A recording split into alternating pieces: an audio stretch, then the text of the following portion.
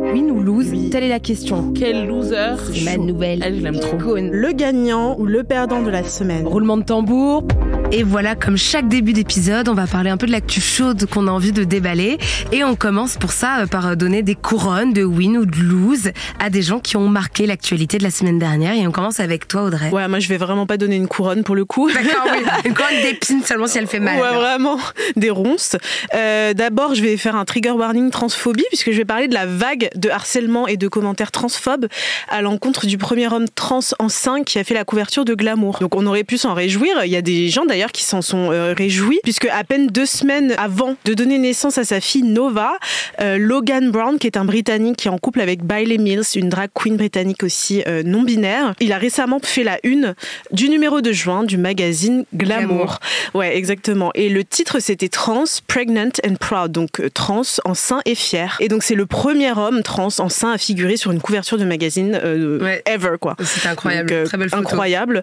Il a posé le corps recouvert d'un maquillage qui donnait un peu l'illusion d'un costume 3 pièces, tu sais, un peu body painting là. C'était du body painting. Au début, j'avais pas vu, je croyais que c'était vraiment un costume. Et voilà, donc la couverture, elle coïncide avec le mois des fiertés, donc le mois de juin, dans le cadre d'un numéro qui parle un petit peu des thèmes autour de l'homoparentalité et de la transparentalité. Donc il y a le magazine 20 minutes qui rapporte que ce blogueur, voilà, il faisait face à beaucoup de difficultés, notamment durant sa grossesse et aussi pendant son accouchement mimé. Il disait « Personne ne m'a demandé si ça allait, personne ne s'est demandé ce que ça fait d'être un homme trans enceint. Les personnes qui sont enceintes de manière générale, c'est vraiment, vraiment difficile. Ajoutez à ça le fait d'être trans, certaines sages-femmes le comprennent, d'autres non. » Et il ajoute « Une formation devrait être obligatoire parce que nous existons et que des personnes trans vont à l'hôpital. » Donc j'imagine même pas ce qu'il a pu traverser parce qu'il y a déjà des récits pour les personnes enceintes de manière générale. Donc, ouais, c'est clair. À ça s'ajoute la transphobie. Parcours du combattant. Toi, ça s'est bien passé de ton côté? Il n'y a pas eu de... Non, parce qu'en fait, mes sages-femmes étaient hyper aware du fait que les femmes noires sont déjà très, très, très mal prises en charge. Ouais. Et en fait, que ce soit nos douleurs, que ce soit le problème qu'on peut avoir, qui sont des plus gros risques quand les femmes noires, comme la préclampsie. En fait, moi, j'ai eu des risques de préclampsie. En fait, c'est quand ton placenta devient toxique et pour toi et pour le bébé. Okay. Donc, en fait, il faut sortir le bébé. Ma sœur, elle a eu ça. Mais ça touche encore plus les femmes noires que les femmes des autres ethnies, si on peut dire. Okay. Mais souvent, les gens ne sont même pas au courant. Donc, parfois, tu as des fortes fièvres, des maux de tête, tout ça, et personne ne va aller voir là. Ouais, donc, quand quelqu'un est déjà un peu conscientisé sur ces trucs-là, ils vont se dire, c'est une femme noire, on va prendre attention, tout ça. Donc, parfois, ça amène au drame. Par exemple, il y a Serena Williams qui souffrait de ça. Elle a dit à son médecin. Oui, je me souviens. Ouais, et on l'a pris un peu de haut, elle a failli mourir. C'est le fameux syndrome méditerranéen. Ouais. Genre, on minimise ta douleur. En fait. D'ailleurs, une copine à moi qui est, je vais dire, je m'en fiche, qui aide péricultrice, je pense, à Clermont-Bicêtre, quand ils parlent aux urgences, aux médecins, ils demandent l'ethnie de la femme. Si elle est maghrébine, ils vont dire, ah ouais, c'est une femme qui crie un peu pour rien. Elle exagère. Ouais, elle exagère. Si c'est une femme noire, ils vont dire, ça va, eux, ils supportent bien la douleur. Et je lui dis, mais c'est hyper choquant que tu nous dises ça, en fait. Parce que nous, on sait, on le vit, mais que on vous... te croit pas, quoi. Et elle m'a dit quoi? Elle m'a dit, franchement, au début, je pensais que c'était du racisme, mais on est tellement habitués à avoir des femmes maghrébines qui se plaignent pour rien du tout, qu'au final, on dit que c'est vrai et qu'elles exagèrent. Elle dit, oui, mais c'est un préjugé qui peut amener la mort d'une femme qui, elle, a vraiment mal, en fait. Et donc, j'imagine même pas ce qu'il a dû vivre, en fait. Ouais, j'imagine pas non plus. Et du coup, depuis mars, il partageait ses expériences, justement, en tant qu'homme trans enceint sur les réseaux sociaux. Il parlait un petit peu de sa vie quotidienne, de tout ce qu'il traversait. Et effectivement, il a dû faire face non seulement à la transphobie dans le domaine médical, mais aussi en ligne, puisqu'il recevait pas mal de messages violents et haineux, comme par exemple, les hommes ne peuvent pas être enceints, enfin des insultes. Des négations, quand même. Ouais, voilà. Puis les réponses à la une de Glamour dérogent pas non plus à la règle, puisqu'il y a aussi eu pas mal de commentaires transphobes sous chaque post, en mode c'est quoi cette ignominie? Enfin, je vous passe les commentaires, c'est vraiment ignoble. Et donc, pour rappel, la transphobie n'est pas une opinion, c'est un délit. Et ça renforce la banalisation des violences, ça donne de l'eau au moulin de toutes les attaques politiques anti-trans, toutes les lois anti-trans qui sont en ce moment en train de pulluler. Et en plus, il n'y a pas eu de réaction du magazine Glamour à l'heure actuelle. Donc moi, je me pose la question question. C'est bien d'encourager de telles représentations, mais après, derrière, qui est-ce qui protège justement les personnes qui sont mises en avant, quoi? Non, vraie question, je suis d'accord. Parce qu'il y a beaucoup de gens qu'on juge différents qui ne vont plus dans les médias justement parce que en fait le suivi n'est pas là en fait. C'est ça. On les prend parce qu'on sait que ça va peut-être buzzer ou marcher, mais après c'est elles qui vivent le cyberharcèlement.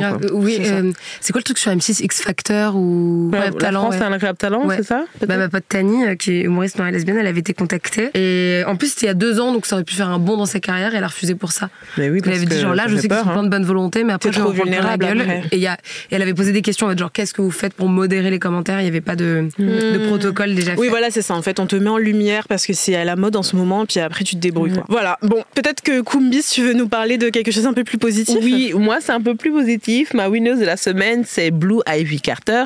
Si ce nom ne vous dit rien, c'est un peu grave, mais pas trop. Blue Ivy est la première fille de Beyoncé et de Jay-Z, et à 11 ans, son CV est beaucoup plus rempli que le nôtre. Ah oui. Déjà, rien qu'en laissant de côté son pédigré hors du commun, je vous rappelle que c'est la 2e plus jeune lauréate de toute l'histoire des Grammy Awards. À 9 ans, elle a gagné le prix de la meilleure vidéo pour Brown Skin Girl avec sa maman.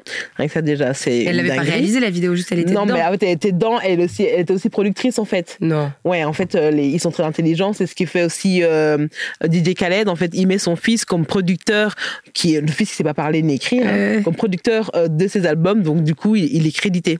Okay. Du coup, ça lui donne de la thune, c'est vraiment une dinguerie en fait. Incroyable, c'est smart. Ouais, c'est vraiment smart. La fille du Motif, je sais pas si tu vois sur TikTok, elle a sorti une chanson qui s'appelle Caramello. Non, je vois le Motif, mais je vois pas la vidéo. Bah bref, je me demande si c'est pas le même bail, du coup il a pas fait chanter sa fille pour. Mais en tout cas, c'est vrai parce que ça leur donne de l'argent en fait. Et donc du coup, ça remplit ton CV alors que t'as rien fait. Si, elle a quand même dansé, donc voilà. Et donc du coup, cet été, elle suit sa maman sur sa tournée déjà iconique, Renaissance World Tour. T'as été voir? Non, j'ai pas payé autant pour aller la voir. C'est vrai. Non, c'est toi qui allais. Mais moi, j'ai payé pas cher, 80 €, mais j'étais franchement presque derrière la scène en fait. Je la voyais en parallèle. Genre, la voyais, c'était un papier craft. Donc, et franchement, je pouvais faire ça. Elle était minuscule en fait. Je me suis dit, j'ai pas mes lunettes, j'aurais rien vu en fait. J'aurais pu le faire dans un bar, ça aurait été la même chose. Oui. Mais l'ambiance était là, mais je regrette d'avoir payé parce que j'aurais pu voir ça sur Internet. Quoi. Ouais, à un moment, t'as fait partie de la folie. Je pense que c'est tellement d'anthologie, tu pourras dire j'y étais. Mais ouais. Mais franchement, elle a vraiment une prestance et elle chante bien, elle est belle. Et moi, je pense que franchement, les gens qui la critiquent n'ont pas d'argument parce qu'elle est vraiment parfaite. À mes yeux, en tout cas. Je sais pas si vous êtes d'accord avec moi. Mais si, on est évidemment d'accord. Puis bienvenue dans ce podcast. On est d'accord avec toi. Donc voilà. Et pour vous dire du coup que Blue Ivy est sur la tournée et elle aurait pu rester à l'intérieur manger des pop-corn, mais pas du tout. Elle danse sur la tournée. Quand sa maman chante la chanson My Power, elle dit la phrase « c'est ma lignée ». Donc la Blue Ivy sort, elle commence à faire sa chorégraphie du tonnerre. Elle habille en rouge, en petite combi comme dans Casa de Papel.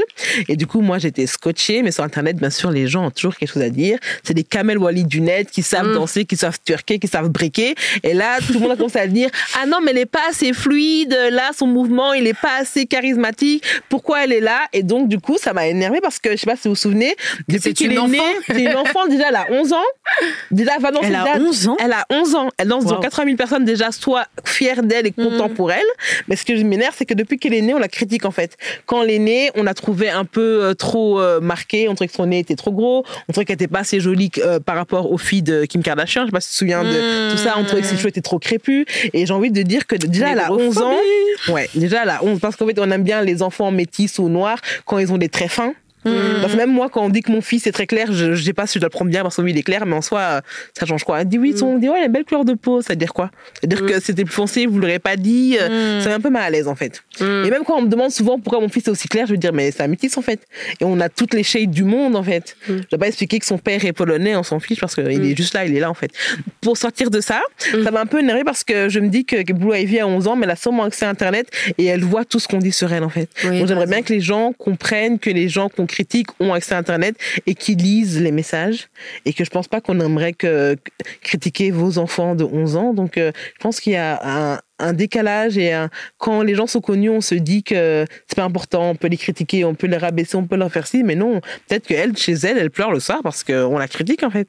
Donc moi, je suis très fière de Blue Ivy, je voulais lui envoyer tout mon amour, même si elle est très riche, elle n'a pas besoin de moi. Voilà, c'est un petit point que je voulais dire. Pour moi, c'est ma winneuse et j'ai hâte de la voir dans le reste de la tournée parce que là, on voit déjà qu'elle s'est hyper fort améliorée et qu'elle devait être stressée et que c'est dur de même retenir les pas quand on était petit. Moi, quand j'allais à la kermesse de l'école, déjà, 2 pas comme ça, j'arrivais pas à les faire. ans. C'est ça, à 11 ans. Le spectacle à Noël devant les parents. Mais c'était horrible. À 11 ans, devant 80 000 personnes, évidemment, moi, j'aurais bégayé. Mais bien sûr que oui. En plus, elle fait des petits cœurs et tout. Je sais pas, genre, ça m'a trop énervée, mais je suis contente pour elle. Et donc, c'est ma winneuse. Et toi, Mao, est-ce que t'as un winner ou une loseuse? Non, malheureusement, j'ai un loser. Okay. Un homme encore. Je sais, le choc est immense. Je vais parler de Nouvelle École, qui est une télé-réalité qui est signée Netflix et qui reprend un concept américain. Et l'idée, c'est on va chercher la pépite de l'année partout, de Paris à Marseille, en passant par Bruxelles, bébé, évidemment. Tout vient Shai, c'est ça, c'est l'originaire de Bruxelles. Shai, Damso, Hamza, Stromae, il y en a trop, quoi. J'avoue, trop de talent. Vous êtes un peu de talent. Ouais. C'est pareil, en humour, vous avez grave des humoristes BG. Ouais. Anyway, en passant aussi par les Antilles, on pense à Meryl, qui est peut-être ou peut-être pas notre fantasme avec Audrey. Elle est vraiment sexy. Oui, elle est très, très, très sexy. J'avais plusieurs critiques à émettre. Alors, il y a eu plusieurs scandales. Il y avait notamment une jeune rappeuse qui s'appelle Naira, qui passe l'audition, qui éteint les deux mecs qui sont en compétition contre elle. Niska. Il décide de pas la prendre. Il prend un gars random qui s'appelle Bayas. Donc ça, c'était le premier seum. Après, il y a eu genre un moment iconique. Là, j'ai pas de critique à faire avec Crystal, avec Cricri à la donc, qui est une rappeuse belge. En gros, Shai, le mec de Shai, serait l'ex de Crystal. Selon la rumeur. Selon la rumeur. C'est-à-dire que ma source, c'est rien. C'est Internet. C'est Internet. Mais voilà, mais on vous le dit. Donc, c'est pour ça que quand Crystal fait son freestyle et qu'elle dit tu ramasses mes miettes, bah, elle s'adresse à Shai. C'est pour ça que Shai fait grave la tête. Moment d'anthologie de télé. Ensuite, il y a l'élimination de Warrend. C'est un jeune rappeur toulousain qui joue sur une bipolarité artistique entre deux personnalités, une sorte de schizophrénie, qui est éliminé alors que c'est un peu le mec qu'on voulait tous voir shine. Et en plus, SCH a proposé qu'on le repêche. Et de nouveau, Niska a dit non. Ouais. Pourquoi je veux pas retenir le nom de cette personne? Bon voilà, et ensuite pour arriver au gagnant, il y a un gagnant qui s'appelle Youthboy, qu'on a tous découvert lors de la diffusion de la finale le 31 mai. Et en fait, la veille, la production a appris, donc pas la veille du tournage, mais la veille de la diffusion, qu'une jeune femme avait porté plainte contre lui pour viol en août 2022, pour plusieurs viols entre fin 2020 et le printemps 2021. Ça a été révélé par deux magazines, Période et Mademoiselle. Et ce qui est très étonnant, c'est déjà genre soutien et on te croit à la victime.